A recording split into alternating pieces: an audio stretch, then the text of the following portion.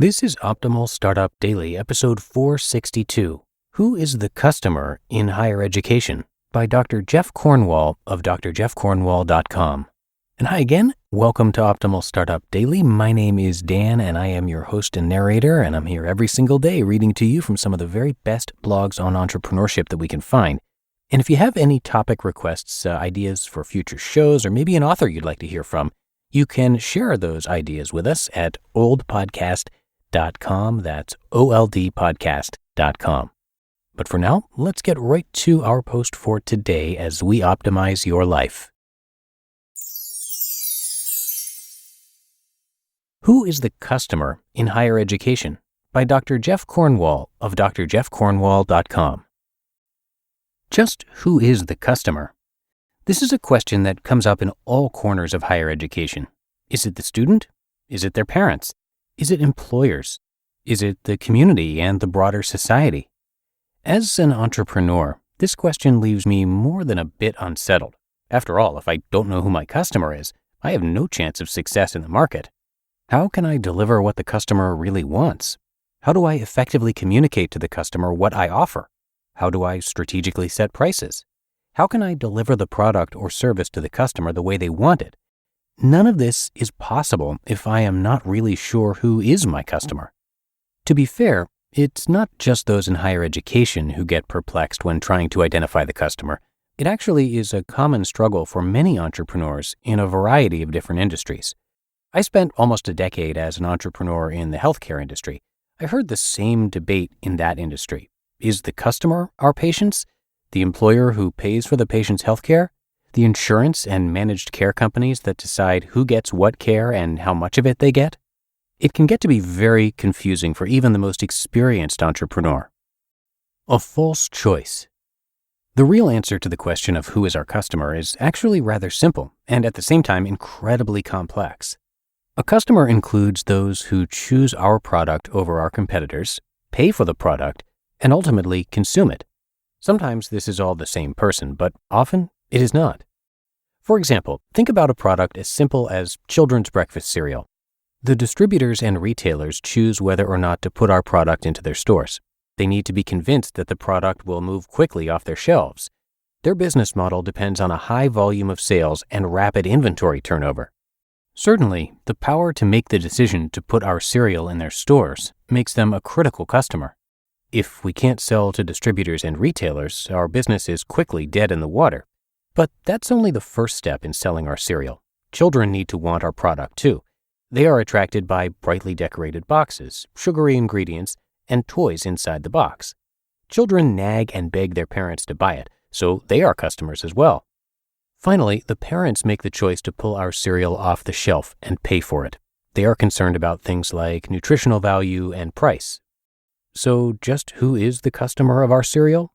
They all are. To be successful in the marketplace of breakfast cereal, we need to develop and produce a product that the stores will stock, the children will want, and the parents will pay for. We need to sell to each of these customers in very different ways. In addition, we can't just choose one of them as our customer. They all have to decide they want our cereal for us to generate sales. To survive in the market, we need to address the factors that lead all of these different customers to want our cereal and communicate with them effectively to let them know we are worth their economic attention. Multiple customer segments. In the vernacular of entrepreneurship, we would describe selling cereal as a business model with multiple customer segments. Success depends on our ability to serve all of the various customer segments, not try to discern which one matters the most. The same is true about higher education. Traditional academics would prefer to focus only on the most noble definition of who we serve. Our role is to contribute to an educated and enlightened society. Others, particularly those who teach in the professional schools within universities, view their role to be one of satisfying the needs of the employers who hire our alumni. Many in university administration put their emphasis on the student as the customer. The reality is that if we do not pay attention to what attracts students to our schools, what encourages parents or students to pay for the education we deliver, and what make employers want to hire our graduates, we will not remain a viable player in the marketplace of education. We cannot put our emphasis on one segment at the exclusion of all of the others.